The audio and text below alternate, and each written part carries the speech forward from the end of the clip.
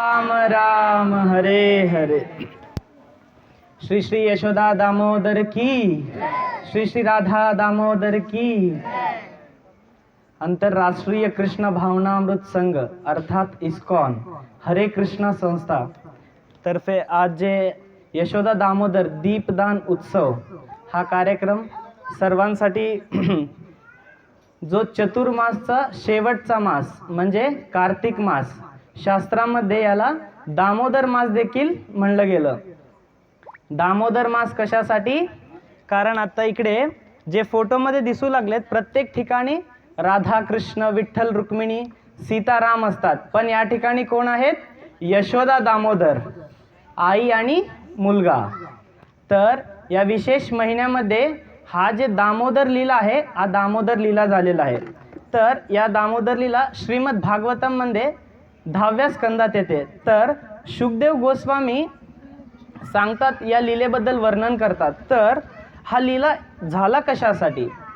तर जे भगवान श्रीकृष्ण होते वृंदावनमध्ये, ते नेहमी गोप गोपींच्या घरी जायचे, दही माखन चोरी करायला जायचे। तसे पाहता जे कृष्ण होते त्यांच्याकडे किती लाख गाय होते? 9 लाख गाय होते। ते जे वृंदावन होते, वृंदावनचे महाराजा कोण? नंद महाराज। नंद महाराजांचे पुत्र नंदनंदन, नंदनंदन कृष्ण। मीराबाई सांगते नंदनंदन कृष्ण मोर प्राणनाथ।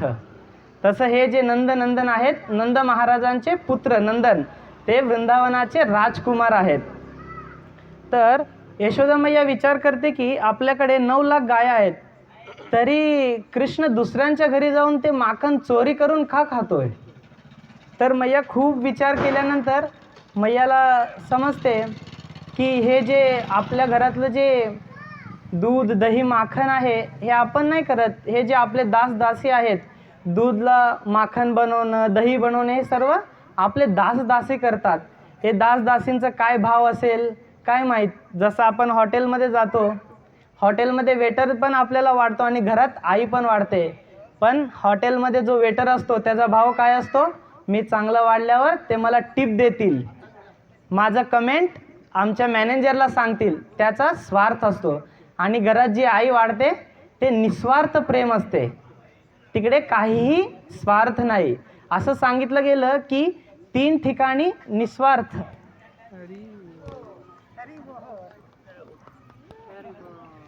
तीन ठिकाणी निस्वार्थ प्रेम आहे। पहिलं ठिकाण आहे गाय, गाय आणि वासरू ह्यांच्यातलं जे प्रेम आहे ते निस्वार्थ प्रेम आहे। आणि दुसरं मातेचा आणि पुत्राचा जे प्रेम असतो ते निष्काम असतो, त्याच्यात काहीही कामना नाही। आणि लास्ट शेवटचा म्हणजे गुरु आणि शिष्याचा। गुरुचा काहीही हेतू नसतो, गुरुचा एकच हेतू असतो, काहीही करून या जन्मात ह्याला भगवंतांची प्राप्ती व्हायला पाहिजे, हे गुरूंचा एकमात्र हेतू आणि ते आपला जीवनाचा लक्ष्य आहे। तसंच यशोदा मैया खूप विचार करते, आपल्याकडे एवढं असून कृष्ण बाहेर का जातो? आणि हे व्हायच्या अगोदर पण कंप्लेंट्स यायचे, नंदगावमधून कंप्लेंट्स यायचे। गोप गोपी यशोदा मैयाच्या दारापाशी यायचे, सांगायचे की तुमचे कृष्ण येतात, तुमचे कृष्ण येऊन आमच्या घरात माखन चोरी करतात। चोरी केलं तर ठीक आहे, गेलं तर गेलं, पण ते येऊन खाली सांडतात, घर पूर्ण एकदम सर्व खराब करून जातात। आणि घर जरी खराब झालं तरी ठीक आहे, काय नाही, आम्ही क्लीन करून घेऊ। फक्त माणसं नाही तर सोबत माकडांना पण घेऊन येतात आणि ते माकडं जाता जाता घर तर खराब करतात आणि आजूबाजूचे बांडे बी फोडून जातात ते माकडं। तर यशोदा मैयाला कंप्लेंट दिल्यावर मग यशोदा मैया, जसं पुत्र कितीही खोडकर असलं तर आईचं म्हणजे ते वात्सल्य प्रेम म्हणतात, कितीही झालं तरी माझा मुलगा शहाणाच आहे, काही केलं तर दुसऱ्यांनाच सांगतात, हां तो तसं चूक काम करत आहे का, मग तुम्हीच ते तसं ठेवू नका समोर, जेणेकरून तो करणार नाही। तो आईचं वात्सल्य प्रेम आहे, आपल्या मुलाला न सांगता समोरच्यालाच सांगतात की तो तसं चूक करतोय का, मग तुम्ही ते गोष्ट त्याच्यासमोर आणू नका। तर तसंच यशोदा मैया पण कंप्लेंट करते, यशोदा मैयाकडे पण कंप्लेंट आल्यावर यशोदा मैया त्या समोरच्यांना समजवते। पहिला गोपी येऊन म्हणते की मैया, हे जे तुमचे कृष्ण आहेत ना, आमच्याकडे येऊन दही हे सर्व चोरी करतात। तर यशोदा मैया त्यांना सांगते, हे कृष्ण लहान आहे तर तू काय कर, थोडंसं वरती त्याला दोरी बांधून लटकून ठेव. तर दुसरं गोपी म्हणते, मैया हे यांच्या घरातलं नाही, आता आमच्या घरातलं आहे का, आम्ही तसं केलं. तर तुमचा नटखटा कृष्णा काय करतो, एकावर एक उभे राहून त्यावरती तुमचं मोठं एकदम वरती तुमचा कृष्ण चढतो आणि मटखाला आजूबाजूने नाही खालून छेद करतो, जेणेकरून मटखामध्ये काही दही दूध राहतच नाही. एवढं हुशार तुमचा कृष्ण आहे. आणि पिऊन घर पूर्ण वाटोळं करून जातो. माणसं नाही तर माकडं देखील येतात. मैयाचं वात्सल्य प्रेम. मैया म्हणते की आता वरती बांधलंय का, ठीक आहे, तर पुढच्या वेळी काय कर, अंधार जिकडे खूप अंधार असतो त्या खोलीमध्ये ठेव, जेणेकरून कृष्णाला सापडणार नाही. तर दुसरं गोपी म्हणतंय, मैया हा देखील ऑप्शन आम्ही बघितला, अंधारात जरी ठेवलं तर आचार्यगण लिहितात, त्रिभंग देह सुंदरम नखदुती सुधाकरम अमूल्य रत्नभूषणम नमामि नंदनंदनम. तर गोपी म्हणतात, तुम्ही जे मैया त्यांच्या गळ्यात जे ज्वेलरी, जे मोतीचे हार घालतात ना, अमूल्य रत्नभूषणम, ते जे रत्न आहेत ना, अंधाराच्या खोलीला पण जे पद्मराग मणी आहे गळ्यातला मेन, ते आहे ना, जे जिथं जिथं अंधार आहे त्या ठिकाणी खूप असं उजेड प्रकाश पडून जातो. आम्ही अंधारात ठेवले तरी कृष्ण आला तर जिकडे अंधार आहे तिकडे पूर्ण प्रकाश होऊन जातो. हा देखील ऑप्शन फेल होतंय. मग मैया म्हणती, शेवटी मैया म्हणती, ठीक आहे, आता तुम्हाला सांगून काय उपयोग नाही, तर शेवटचा प्रयत्न मीच करते. म्हणून दिवाळीच्या दिवशी मैया विचार करते की आता काही ऑप्शन नाही, शेवटचं ऑप्शन काय असेल ते मी आहे. मुलगा जास्तच खोडकर करू लागला तर आई काय करते, त्याला एकट्याला सोडत नाही, त्याला नेहमी आपल्या सोबत ठेवते. तसंच यशोदा मैया खूप दिवस बघते, खूप सारे कंप्लेंट्स येतात आणि त्या गोपींचा भाव देखील कंप्लेंट करण्यासाठी नाही येत, असं गोपींचं मनातलं भाव पण. आणि हे जे दूध दही, बिल्वमंगल ठाकूर सांगतात की गृहे गृहे गोपवधू कदंबा सर्वे मिलित्वा. पुढे सांगतात, बिल्वमंगल ठाकूर सांगतात, हे जे गोपी आहेत ना, हे गोपी मैया हे तुमच्याकडे कंप्लेंट करायला येतात ना, ह्यांचा हेतू फक्त कंप्लेंट करणं नसतो. कंप्लेंट केल्यानंतर इकडे जर आलं तर तिकडे कोणाचं दर्शन होतं, भगवान श्रीकृष्णांचं दर्शन होतं तिकडे.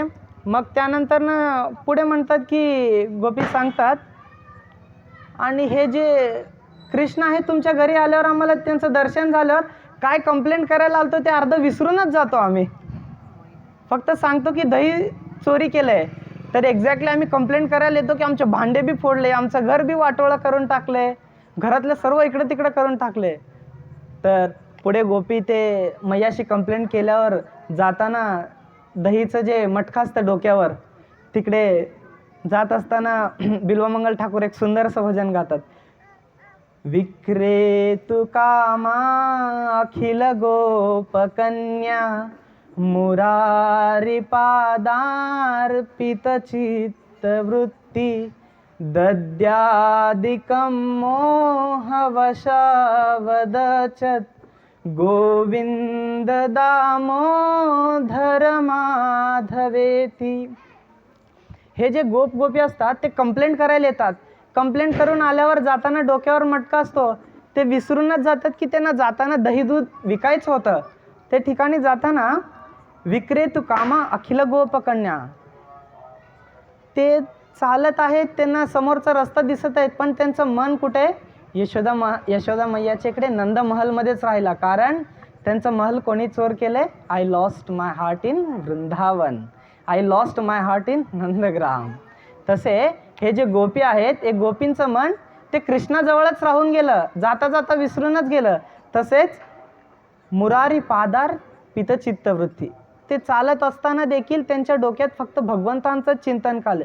दद्यादिकम मोह वशावदछोत, त्यांच्या डोक्यावर जरी मटकं दूध आणि दहीच असेल, ते जाताना विकताना दूध घ्या दही घ्या, या ठिकाणी ते काय म्हणतात, थोडं गोविंद घ्या, थोडं दामोदर घ्या, थोडं माधव घ्या असं म्हणत जातात. कारण दद्यादिकम मोह वशावदछोत, ते पूर्णपणे म्हणजे डिस्टर्ब झालेले आहेत. ते जरी चालत असले, जरी विकत असले, तरी त्यांच्या मनात पूर्णपणे कोण आहेत, कृष्ण कन्हैया लाल की जय, यशोदा दामोदर की.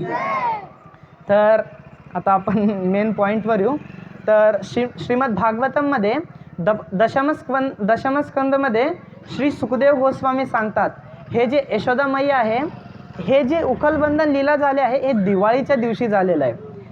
आता जे कृष्ण आहेत ते दुसऱ्यांच्या घरी जाऊन चोरी करायला लागलेत. मग मैया म्हणते की आता हे सर्वांचं कंप्लेंट ऐकून माझं डोकं दुखते, आता मी काय करणार, मी स्वतः माझ्या हाताने बनवणार आणि कृष्ण कसे नाही खाणार हे मी बघणार.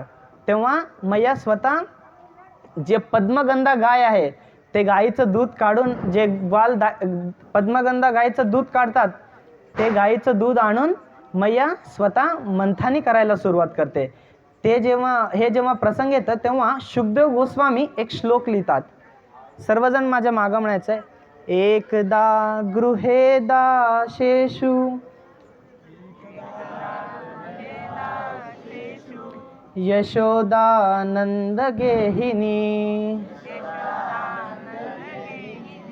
कर्मंतर नियुक्तासु निर्ममंत स्वयं ददी यानि यानि ह गीतानि तत बालचारितानि च ददी निर्मंतने काले स्मारंती तान्य गायती. शुकदेव गोस्वामी ह्या ठिकाणी सांगतात, एकदा गृहे दाशेषु.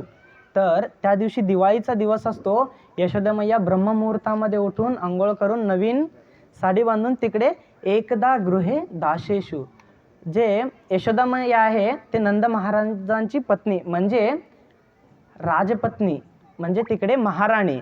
तर त्यांच्याकडे घरात खूप सारे दासदासी असतात. तर मैया काय करते, एकदा गृहे दासेषु, दिवाळीच्या दिवशी मैया जे बाकीचे दासदासी आहेत त्यांना दुसऱ्या सेवेमध्ये लावून मैया स्वतः मंथानी घेऊन माखन बनवायला मैया बसते.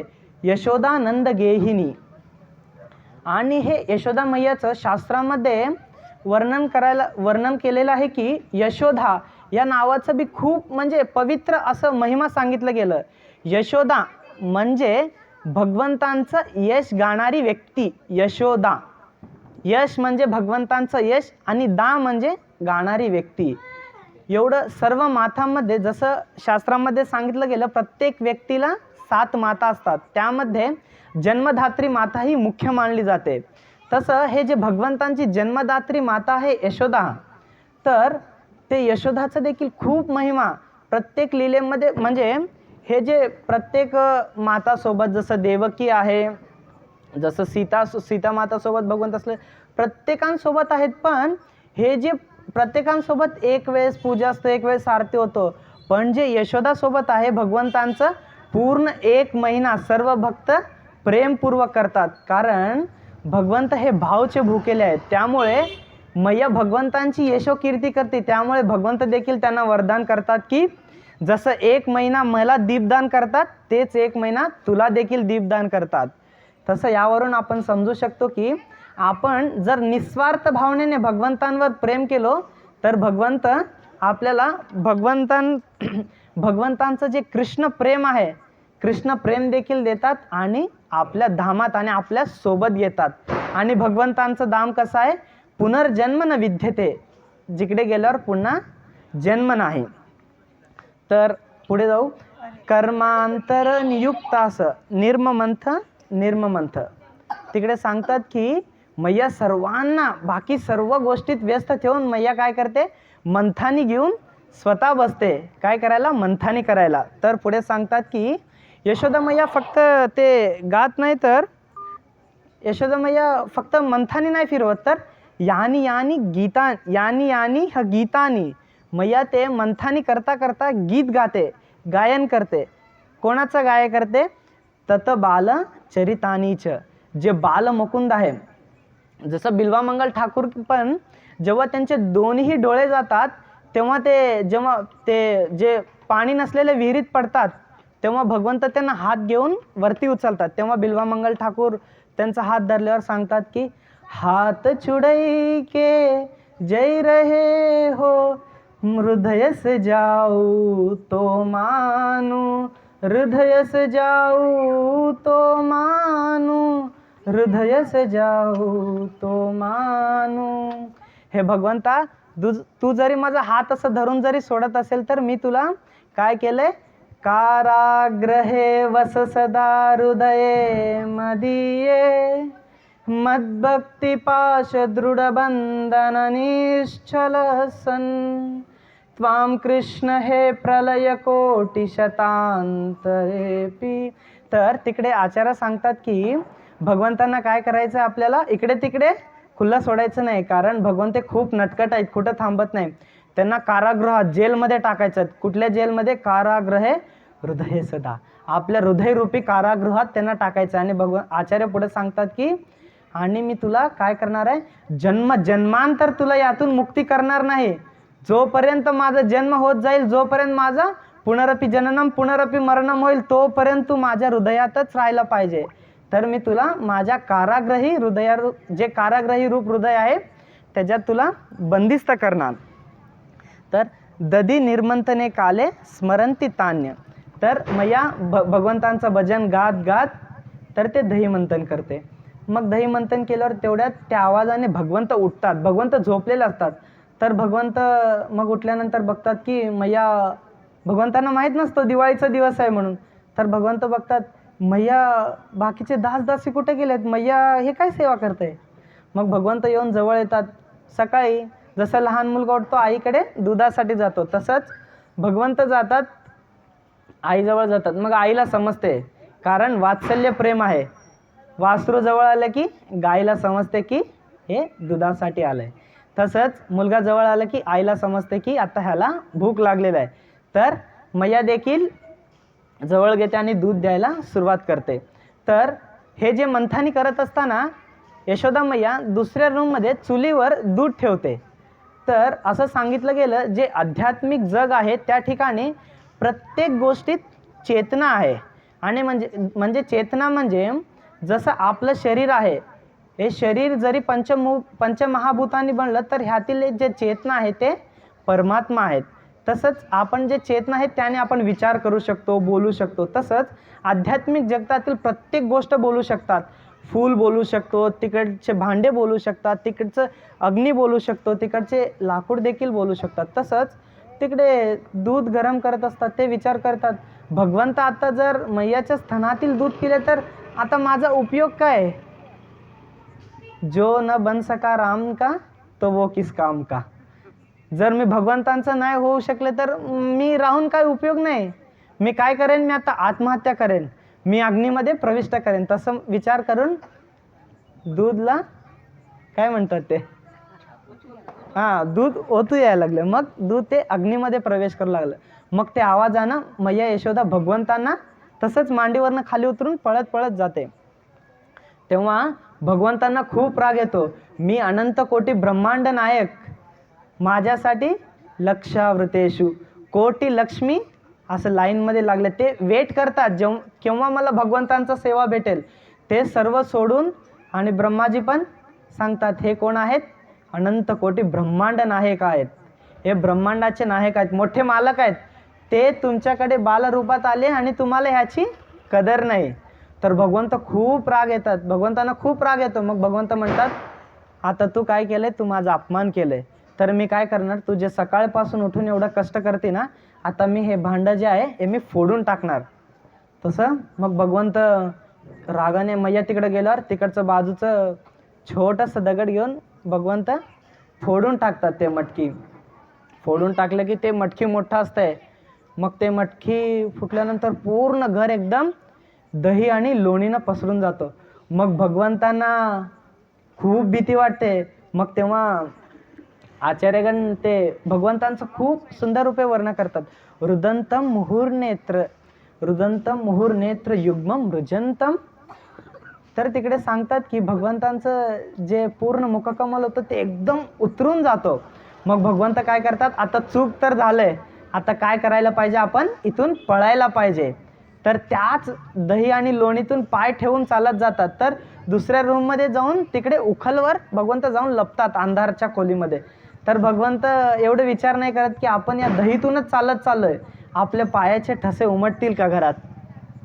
तर मैया आली की बघते की हे छोटे छोटे भगवंतांचे पायाचे आहेत आणि मैयाला फिक्स झालं की हे जे कृष्ण आहे हा मटकी फोडतो. तर हेच लीला जी आहे हे मटकी आम्ही जेव्हा वृंदावनला गेलो होतो नंदगावच्या नंदमहलच्या तिकडे, आज देखील हे जे मटकी झालेलं आहे तसे मटकी अजून देखील उपस्थित आहे. आम्ही व्रजमंडल परिक्रमा 2022 मध्ये ते मटका पाहून आलेलं आहे. आणि जे हे उखल आहे तेव्हाचं उखल अजून देखील त्या ठिकाणी आहे आणि ते आपण बघूही शकतो त्या ठिकाणी. हो, गोकुलधाम तिकडे कुठलं आहे ते भगवंतांचं 84 कंबा तर आहे आणि तिकडे ब्रह्मांड दर्शन करतात. ब्रह्मांड घाट देखील तिकडे जवळ आहे. तर भगवंत जाऊन उखलवर लपतात. तर मैया येते, मैया बघते तर हा कृष्णाचंच काम आहे. मग हातात छोटासा चडी घेऊन मैया तिकडे भगवंतांना उडकायला सुरुवात करते. तर ते पायाच्या ठसे फॉलो करत गेल्यावर भगवंत तिकडे अंधाराच्या खोलीत उखलवर दिसतात. कारण गळ्यात काय आहे, पद्मराग मणी. जेवढा अंधारात जावं तेवढं ते प्रखर निखरतंय, तेवढं त्याचा उज्ज्वल जास्त बाहेर पडतो. तेव्हा भगवंत मैयाला बघून उखलावरनं उडी मारून पळायला सुरुवात करतात. तेव्हा भगवंत पुढे पळत जातात. तेव्हा यशोदा मैया मागे पळत जाते. तेव्हा सत्यव्रत मुनी एक भजन लिहितात. नमामीश्वरं सच्चिदानंदरूपं लसत्कुंडलं गोकुले ब्रजमानं. सर्वजण गायचं आहे. नमामीश्वरं सच्चिदानंदरूपं लसत्कुंडलं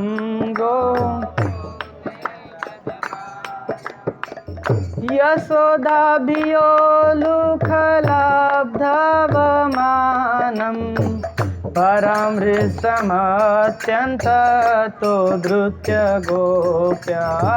यशोदाभियो परामृष्टम.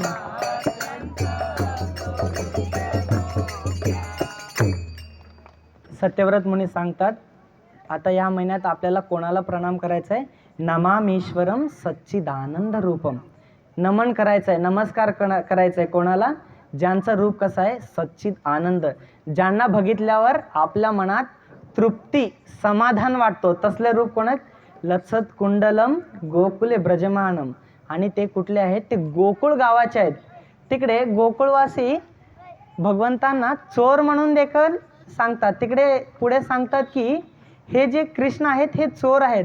आणि हे कसले चोर आहेत, व्रजे प्रसिद्धम नवनीत चोरम गोपांगनानां च दुकुल चोरम अनेक जन्मार्जित पाप चोरम चौराग्रगण्यं पुरुषं नमामि.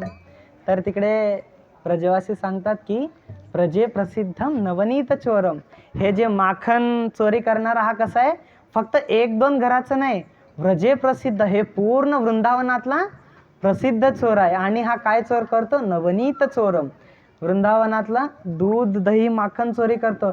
आणि तो चोरी करत करत फक्त दही दूध माखन तर नाही, तर अनेक जन्मार जितपाप चोरम, ज्या घरात तो चोरी करतो त्या घरातील लोकांचे अनेक जन्मोजन्मी त्यांचे काय काय पाप आहेत ते देखील चोरी करून येतो. आणि त्यांचे जे पाप कर्म आहेत ते भगवंत पूर्णपणे नष्ट करून टाकतात. तसंच नमामीश्वरम सच्चिदानंद रूपम लसत कुंडलम गोकुले ब्रजमानम यशोधाभियोलु उखलाब्धवमानम परामृष्टम अत्यंत तोद्ध गोप्या.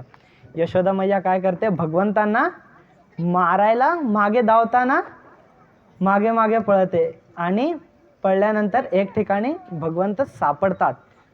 भगवंत लवकर सापडत नाहीत, कारण भगवंत हे खूप चंचल आहेत. भगवंतांना आपण 2च गोष्टीने पुढे जाऊन सत्यव्रत मुनी देखील सांगतात जेव्हा मैया दोरी बांधायला सुरुवात करते, 2 बोट दोरी कमी पडतात. तर भगवंतांना आपल्याला पकडायचं असेल तर 2 गोष्टी करावं लागेल. एक, आपलं पूर्णपणे प्रामाणिक प्रयास, आणि दुसरं काय असेल ते भगवंतांची कृपा. आपण तर प्रयास करू, जर भगवंतांची कृपा नसेल तर आपण भगवंतांना पकडूही शकत नाही आणि भगवंतांची प्राप्तीही होऊ शकत नाही. तर असेच यशोदा मैया भगवंतांना पकडते. भगवंतांना पकडल्यावर भगवंत इमोशनल होतात, इमोशनल ब्लॅकमेल. जसं लहान मुलाला आपण पकडतो तर तो काही चुकीचं काम केल्यावर तो रडतो, रडल्यानंतर आईला देखील वाटते अरे जाऊ दे, किती झालं तरी हा कोण आहे, माझाच मुलगा आहे. तर मैया देखील माफ करते. तसंच पुढे सत्यव्रत मुनी सांगतात, रुदंतं मुहुर्नेत्रयुग्ममृजन्तं कराम्भोजयुग्मेन सातङ्कनेत्रं. रुदन्तं मुहुर्नेत्रयुग्ममृजन्तं कराम्भोजयुग्म मुहुश्वासकं पात्रिरेकाङ्ककण्ठ स्थितर्गैव दामोदरं भक्तिबद्धं. मुहुश्वासकं पात्रिरेकाङ्क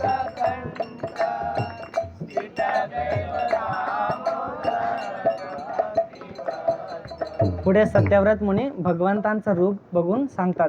इकडे देखील आपण बघू शकतो, जसं एक लहान मुलाला काय तर चुकीचं करताना आपण पकडलं की ते किती एकदम असं नादान सारखे, ते डोळे एकदम बारीक करून, चेहरा एकदम लहान करून, जसं की मी काही केलोच नाही, मला काही माहीत नाही, मी निष्पाप आहे, तसं भगवंतांचा हा बाल्यरूप. तिकडे सत्यव्रत मुनी सांगतात, रुदंतम मुहुर्नेत्र युग्मम रुजंतम.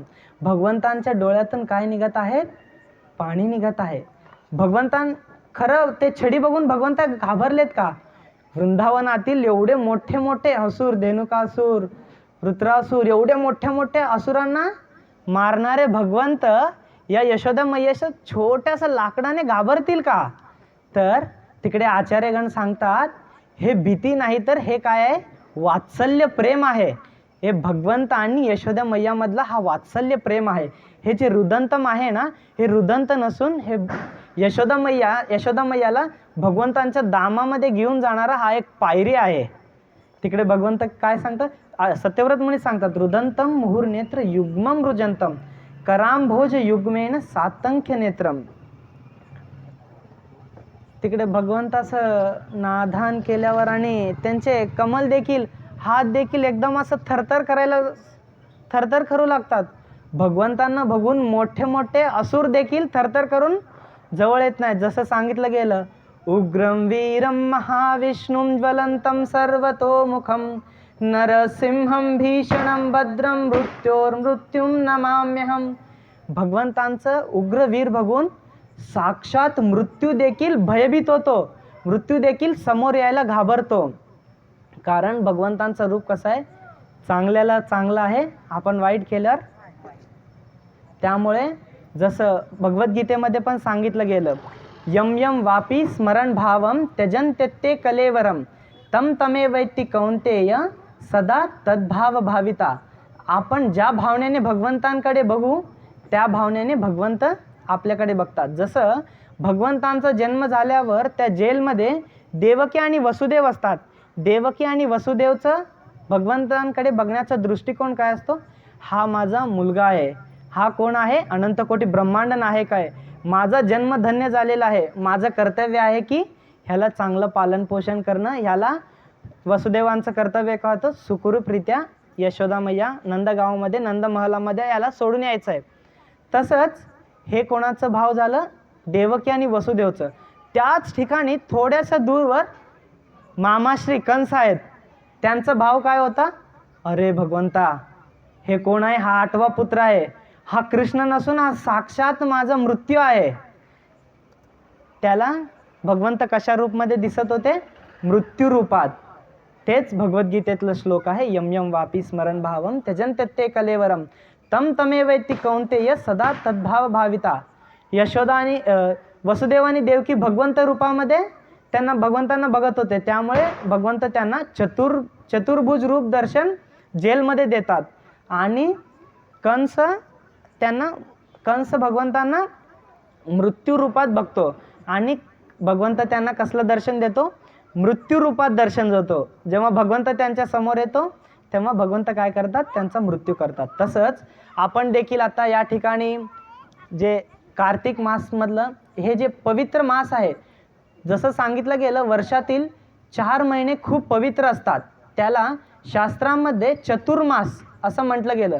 आणि त्यातील देखील हा खूप म्हणजे पवित्र असा महिना म्हणजे दामोदर मास. या महिन्याला 3 नाव आहेत, एक पुरुषोत्तम मास, एक दामोदर मास आणि कार्तिक मास. या महिन्याला खूप पवित्र का मानलं गेलं? कारण या महिन्यात खूप सारे फेस्टिवल आहेत. जसं आपल्या हिंदू धर्मातलं सर्वात मोठा उत्सव जे फेस्टिवल असेल ते आहे आपल्यासाठी दीपावली. दीपावली देखील ह्याच महिन्यात आहे. त्यामुळे ह्या महिन्याचं जे पवित्रता आहे, रामराज्य जिंकून येतात, तर आपल्यासाठी हा खूप मोठा उत्सव आहे. त्यामुळे हे जे कार्तिक मास आहे हे खूप पवित्र मास आहे. आणि आपण ह्या ठिकाणी बसलोय, भगवंतांचं लीला ऐकतोय. जरी ह्या अगोदर देखील ऐकलं तरी हे लीला कसं आहे, जसं आपलं जे वाढदिवस आहे प्रत्येक वर्षी येतो. पहिल्या वर्षी हॅपी बर्थडे म्हणल्यावर दुसऱ्या वर्षी बर्थडे आल्यावर आपण हॅपी बर्थडे म्हणणार नाही का? नाही, मागच्या वर्षी बोललं ना, आता काय बोलायचं आहे? तसेच हा कार्तिक महिना जे आहे, नाही काल हा दामोदर लीला ऐकलोय तर आज ऐकायची काही गरज आहे का? नाही, मी सकाळी जेवलोय तर आज दुपारी काय जेवायचं? उद्या सकाळी जेवण ना मी. तसं नाही, कारण श्रीमद भागवतममध्ये ह्या बुद्धीचा उल्लेख केले, मंद सुमंद मथयो. हे जे आपलं जे बुद्धी आहे खूप मंद सुमंद, हे जे मथे आहे जेव्हा आपण ऐकलो तर उद्या सकाळपर्यंत विसरून जाऊ. त्यामुळे आपलं जे आणि आपले आचार्य जे इस्कॉनचे फाउंडर आचार्य AC भक्ती वेदांत स्वामी श्रीला प्रभुपाद की, तर आपले आचार्य ठरवून ठेवलेत, ते सांगतात की भागवत फक्त रविवारी वाचायचं नाही, नित्यम भागवत सेवया. तसे पाहता आपण तर फक्त रविवार निवांत असतो, मग जॉबला जातो, फक्त रविवार वाचू होईल का याच्याने? त्यामुळे आचार्य सांगतात की नित्यम भागवत सेवया. तसंच हे जे कार्तिक महिना आहे, आपल्याला हे लीला माहीत असलं तरी प्रत्येक वेळेस रोज आपल्याला ऐकायचं आहे. एकदा जामून खाल्लं म्हणून दुसऱ्या दिवशी खाणं बंद करत नाही, कारण ते आपल्याला आवडीचं गोष्ट असते. तसंच हे भगवंत काय आहेत, जसं जामून गोड आहे तसंच आचार्यगण सांगतात धरम माधुरम नयनम. हे जे भगवंत आहेत ना, जामून फक्त एक खाल्ल्यावर गोड वाटतो, तेच जर आता जे खाजापुरी आहे ते स्वीट खाजापुरी गोड लागतो आणि जर तिखटचं खाल्ल्यावर तिखट लागतो. हे भगवंत कसं आहेत, अधरम मधुरम नयनम मधुरम. हे भगवंत काय आहेत, ह्यांचे हात बघितलं, हात देखील मधुर आहेत. ह्यांचे नयन बघितलं, ह्यांचे नयन पण मधुर आहेत. ह्यांचे कृत्य बघितलं, ह्यांचे कृत्य वमनम मधुरम वसतम मधुरम. भगवंत बाहेर फिरत गेलं, ते लीला जर ऐकलो ते देखील मधुर आहे. आणि वसतम, जर भगवंत येऊन आपल्यासोबत राहिले, आपल्यासोबत वास करायला लागले, सुभाला देखील सांगतो, आम्ही घरात राहून एवढं जरी दुःख असलो तर हे कृष्णा, जेव्हा आपण सर्वजण येऊन गोचारण लिहिल्यासाठी आपण एकत्र येतो ना, जे घरातलं काय काय आहे, मैया जरी काय म्हणले सकाळी जाताना, ते सर्व टेन्शन तुला बघितल्यावर आम्हाला काय होतात, ते सर्वापासून आम्ही मुक्त होतो आणि तिकडे पुढे जाऊन भगवंतांसोबत गोचारण लिहिला चालतो. तसंच आपल्या जीवनात देखील प्रत्येकांच्या जीवनात संकट आहेत. आणि हे जे पवित्र महिना दिवाळी कार्तिक मास चालले, तर आपल्याला हे संकटापासून वाचवणारे कोण आहेत? भगवंत, अनंत कोटी ब्रह्मांड नायक. हे एकच जण आपल्याला वाचू शकतात. त्यामुळे हे जे पवित्र महिना आहे, यामध्ये कार्तिक महिन्यामध्ये दीपदानचं खूप महत्त्व सांगितलं गेलं.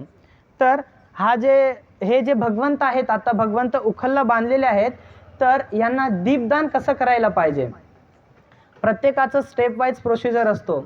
जसं स्टार्टिंगला आपल्याला जसं शाळेला जाणारे स्टुडंट्स मुलं असतात, त्यांना पहिला तिमाही द्यावा लागतो, जो 3 महिन्यातून एकदा पेपर येतो. त्यानंतर ना 6 माही, त्यानंतर ना वार्षिक असतो. तसंच जर आपलं वार्षिक जर भगवंतांच्या मुखकमालपर्यंत जायचं असेल तर तिमाही 6 माही दोन्ही क्रॉस करून जावं लागेल. तसंच भगवंतांच्या मुखकमलला जर दीपदान दाखवायचं असेल तर स्टेप वाईज, जसं भगवंतांचे चरण दिसतात. आणि विशेष म्हणजे सीताराम असताना, राधाकृष्ण असताना, प्रत्येक ठिकाणी असताना जर भगवंतांचं थोडं ड्रेसमुळे असो, काही कारणास्तव भगवंतांचे चरण दिसत नाहीत, भगवंतांचं चरण आपण पूर्णपणे पाहू शकत नाहीत, तर भगवंत आपल्याला हे सुवर्ण संधी देतात. या ठिकाणी भगवंत कसे आहेत, जेव्हा भगवंत मथुरेला जातात तेव्हा उद्धवजी अक्रूरजी येतात. अक्रूरजी येऊन इकडे विचारतात की कृष्ण तर तिकडे मथुरेला अमूल्य रत्नभूषणम, तिकडे पितांबर वस्त्र धारण करून आहेत, तिकडे खूप सारे म्हणजे एकदम ऐश्वर्यमय जीवन जगत आहेत, तर भगवंत खरेच इकडे असं होते का, वृंदावनला असताना कसं होते.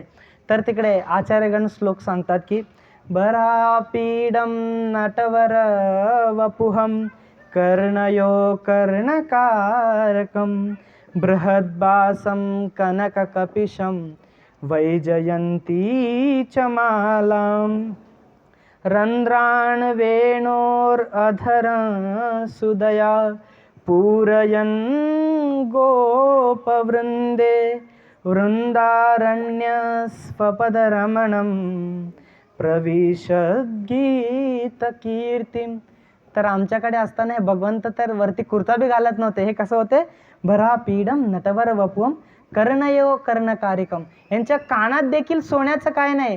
कर्णयो कर्णकारिकम म्हणजे आपल्या आजूबाजूला पण झाडं ते असतील कदाचित, तिकडे आम्ही वृंदावनमध्ये बघितलं होतं, ते पिवळ्या कलरचे फूल येतात ते झाडाला. भगवंत कसं आहेत म्हणे, कर्णयो कर्णकारिकम, जे ते फूल आहे ते फूल कानात आहे. कुठल्या कलरचं आहे ते फूल, पिवळ्या कलरचं आहे. आणि पुढं सांगतात की विभ्रत भासम कनक कपिशम वैजयंतीच्या माला, आणि ते गळ्यात काही सोनं नाही काय नाही, त्यांच्या गळ्यात कुठलं माळ आहे म्हणजे वैजयंतीच्या माला.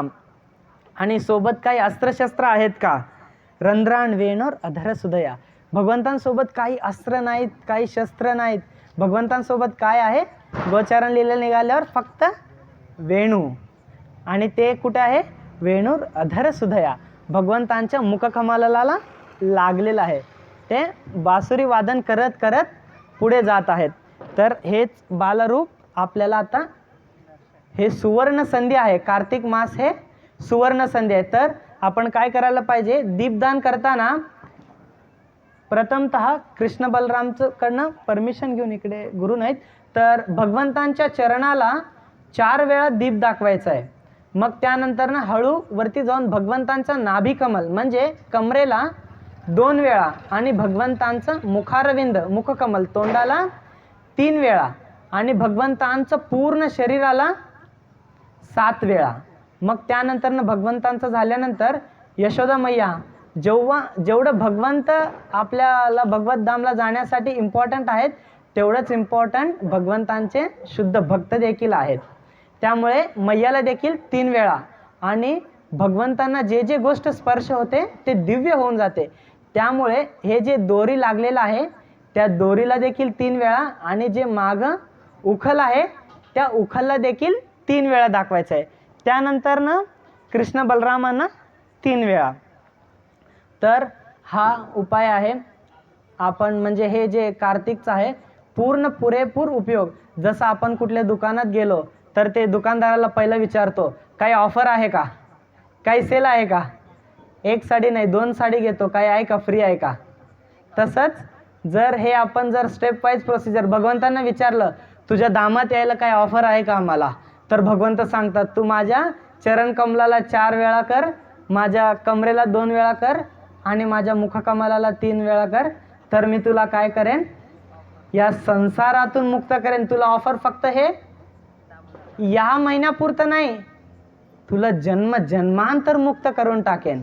तर हे खूप म्हणजे आपल्यासाठी सुवर्ण संधी आहे.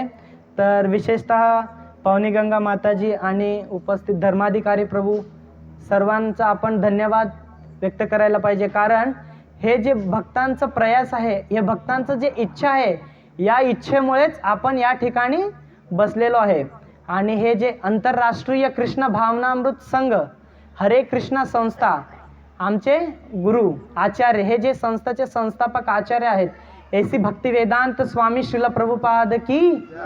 जर श्रील प्रभुपाद नसले तर आपण या ठिकाणी बसलो नसतो. आपण देखील काही दिवाळीचं कुठल्या साडीच्या दुकानात ऑफर चालू आहे का, दिवाळीचं कुठं फटाके स्वस्तात भेटतात का, कुठं मिठाई भेटतात का, आपण या ठिकाणी बघायला गेलो असतो. तर विशेष म्हणजे प्रभुपादांचं खूप कृपा आहे, ज्याची योग्यता नसताना देखील प्रभुपाद सर्वांना सुवर्ण संधी देतात. काही जणांना बोलायला संधी देतात, काही जणांना कीर्तन करायला संधी देतात, काही जणांना येऊन दीपदान करायला संधी देतात.